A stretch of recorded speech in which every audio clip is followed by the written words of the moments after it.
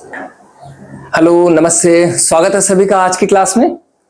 हम विगत 2-3 दिनों से पढ़ रहे हैं अनधिमान वक्र। हमने पढ़ा है अनधिमान वक्र का अर्थ, उसका तालिका और रेखाचित्र द्वारा उसका स्पष्टीकरण। फिर हमने पढ़ा प्रतिस्थापन की सीमांत दर और अनधिमान मानचित्र। आज हम पढ़ने जा रहे हैं आज की क्लास में अनधिमान वक्रों के लक्षण और उसकी विशेषताएं।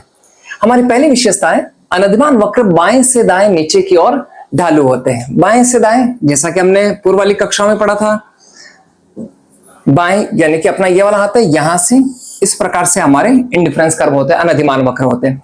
तो ये लिख रहा बाएं से दाएं नीचे की ओर ढालू होते हैं। अब ऐसा क्यों होता है? जैसा कि हम जानते हैं, हमने पढ़ा भी था, इसके ऊपर जितने भी बिंदु दे रखे हैं उनके ऊपर संतुष्टि का स्तर क्या रहता है? समान रहता है। तो उपभोक्ता अपनी संतुष्टि के स्तर को समान बनाए रखने के लिए जब एक वस्तु की मात्रा को बढ़ाता है तो दूसरी वस्तु की मात्रा में उसे कमी करनी होगी। तो हम जैसे ए बिंदु पर है, ऐसी स्थिति में हमने एक्स वस्तु की इतनी और वाई वस्तु की इतनी मात्राओं का उपभोग किया, ओ एक्स और ओ वाई। यदि हम एक्स वस्तु की मात्रा को बढ़ाते हैं तो हमको वाई वस्तु की मात्रा में कमी करनी होगी। तो हमने एक्स वस्तु की मात्रा को बढ़ाया, वाई वस्तु की मात्रा में कमी आई। तो ऐसी स्थिति की वजह से जो अनधिमान वक्र होते हैं वो ऋणात्मक ढाल के होते हैं, या ये कहा जा सकता है कि वो बाएं से दाएं नीचे की ओर ढालू होते हैं, अर्थात ऋणात्मक। हमेशा ये वाली बात आने वाली है, ऋणात्मक और धनात्मक ढाल क्या। थोड़ा इसको स्पष्टीकरण होना हमारा बहुत आवश्यक है। हम देखते हैं ऋणात्मक ढाल में जब दोनों अक्ष होंगे तो एक अक्ष की मात्रा को यदि बढ़ाते हैं तो दूसरी अक्ष की मात्रा में कमी होती है। और धनात्मक ढाल की स्थिति में क्या होता है? या तो दोनों ही अक्षों की मात्राएं बढ़ेगी या दोनों ही अक्षों की मात्राएं कम होगी। जैसा कि इसका जो स्लोप होता है वो इस प्रकार से होता है। ये हमें कोई बिंदु दे रखा है, यदि हम अगर x वस्तु की मात्रा को बढ़ाते हैं तब ऐसी स्थिति में y वस्तु की जो मात्रा होगी वो भी क्या होगी बेटा? बढ़ेगी।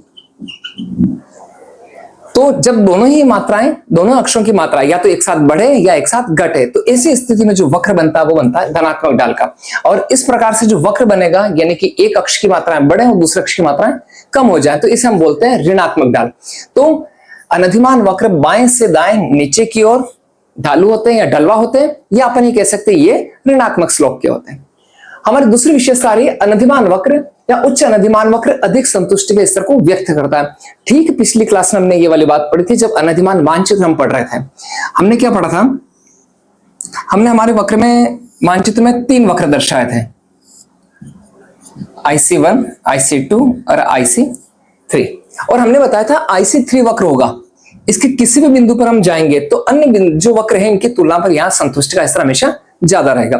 और IC1 वक्र पर जाते हैं तो इन दोनों वक्रों की तुलना पर यहां पर संतुष्टि का स्तर कम रहेगा। और हमने ये स्पष्ट भी किया था, इसका कारण भी बताया था कि ऊंचे वाले वक्र पर जो संतुष्टि का स्तर होता है वो अधिक क्यों होता है।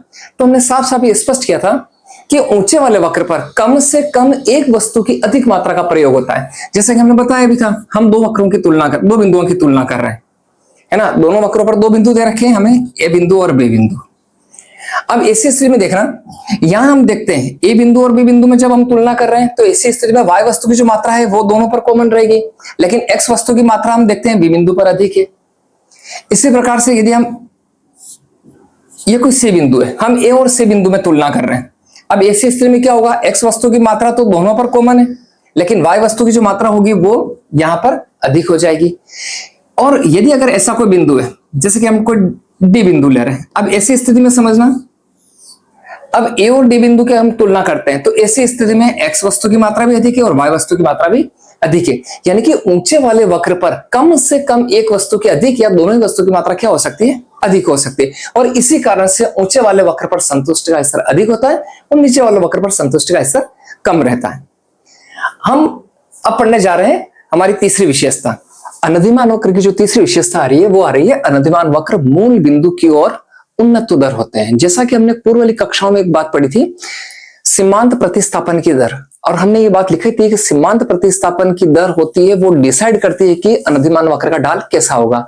इसका मतलब हमने देखा जो हमारा अनधिमान वक्र होता है वो, और ऐसी कंडीशन में जो हमारी प्रतिस्थापन की दर होती है, जैसा कि हमने लिखा था delta Y upon delta X, और अगर ये घटती हुई होती है, ऐसी स्थिति में जो आपके अनधिमान वक्र की आकृति होती है वह उन्नत दर होती है।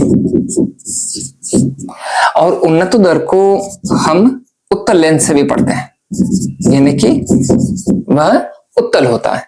तो उन्नत दर भी पूछा जा सकता है आपसे, उत्तल भी पूछा जा सकता है। क्या आपको ये वाली बात याद आ रही है? हमने इस वाला वक्र कहीं पढ़ा है ऐसा?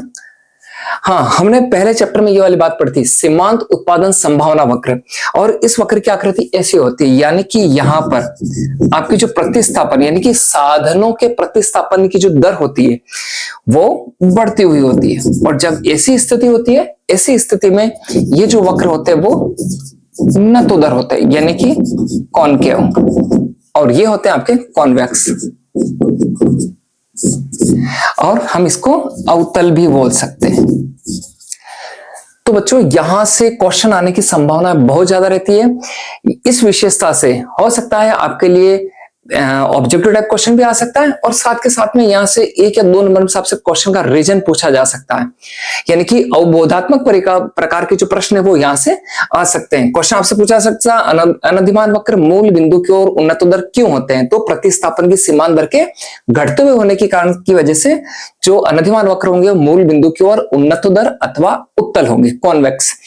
और यदि इस प्रकार का वक्र है, यानी कि क्वेश्चन आपसे पूछा जा सकता है सीमांत उत्पादन संभावना वक्र की आकृति कैसी होती है, तो वो आ जाएगा आपके नतोदर या उत्तल, यानी कि कॉनकेव।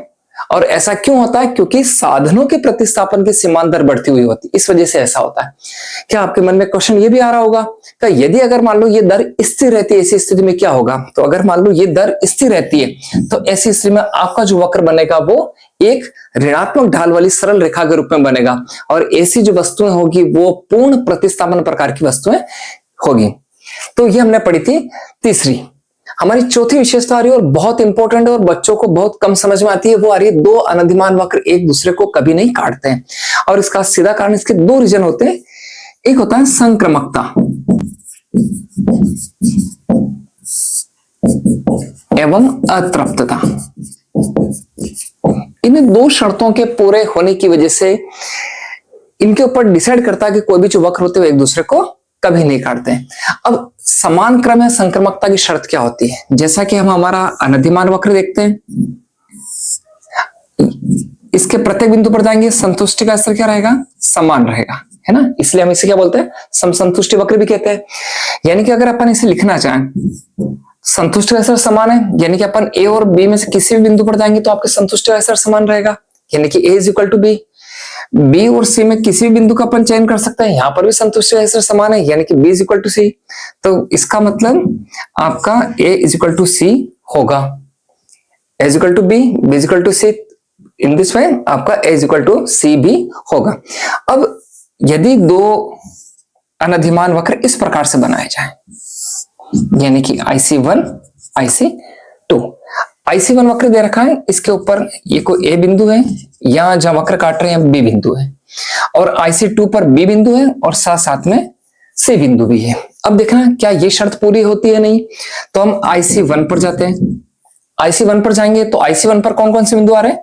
ए और बी, यानी कि A is equal to B, संतुष्टि का स्तर समान रहेगा।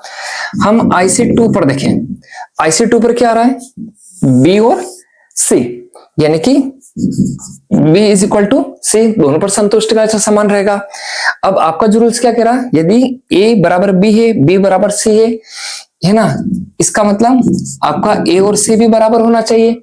लेकिन अपन देखें ए और सी, ए जो है वो IC1 पर है, और ए जो सी है वो IC2 पर है, यानी कि दोनों ही बिंदु अलग अलग वक्रों पर स्थित है, और अलग अलग वक्रों पर स्थित होने की वजह से वहां संतुष्टि का स्तर भी क्या रहेगा?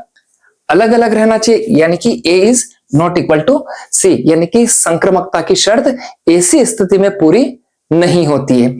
तो ये वाली बात हमें समझ में आ गई। अब देखते हैं अतृप्तता की शर्त क्या है। उपभोक्ता हमेशा अतृप्त रहता है, और वो हमेशा क्या करेगा? ऊंचे से ऊंचे वाले वक्र पर जाना चाहेगा। तो यहां पर देखिए हम किसी भी वाले वक्र के बारे में ये डिसीजन नहीं ले सकते कि कौन सा वक्र ऊपर की ओर है और कौन सा वक्र नीचे की ओर है, यानी कि ये वाली जो शर्त है वो भी पूरी नहीं होती है। तो न तो संक्रमकता की शर्त पूरी होती है, नहीं अतृप्तता की शर्त पूरी होती है। इसका तात्पर्य हो जाएगा कि ऐसी स्थिति होना संभव नहीं है।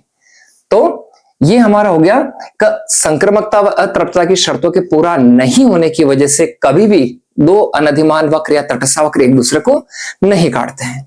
बहुत इजी लगी चारों विशेषताएं।